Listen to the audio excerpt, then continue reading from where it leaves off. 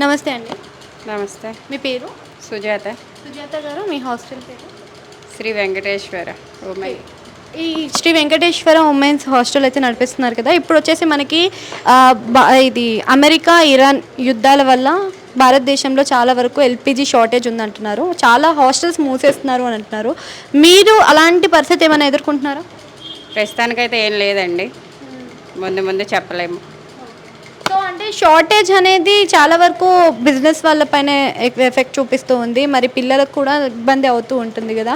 ఇంకొన్ని హాస్టల్స్లో అయితే కర్రీసే ఉండట్లేదు అని అంటున్నారు. మరి మీ ఎలా ఉంది హాస్టల్? మేమైతే ప్రస్తుతానికి మామూలుగానే యథావిధిగానే జరిపిస్తూ ఉన్నాము. అంటే మీ దగ్గర ఆల్రెడీ ఇంతకు ముందు ఉన్న గ్యాసే ఉందా? ఉంది.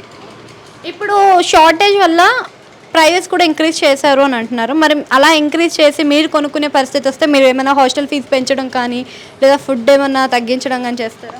పెంచడానికి ఏం లేదండి, పెంచితే వాళ్ళు వెళ్ళిపోతారు కదా. మామూలుగానే గ్యాస్ పెట్టుకోవడమే, నష్టానికైనా పెట్టాలి. అసలు నిజంగానే షార్టేజ్ ఉంది అని అనుకుంటున్నారా మీరు? ఏమో చూస్తున్నాం కదా న్యూస్ల్లో, ఉందని అనుకోవాలి. సో 4000 5000 అంటున్నారు కమర్షియల్ గ్యాసెస్. అంత ప్రైజెస్ పెడితే రిటర్న్స్ కూడా అంతే వస్తాయంటారు. రిటర్న్స్ ఏమొస్తాయి, మనకి రావుగా.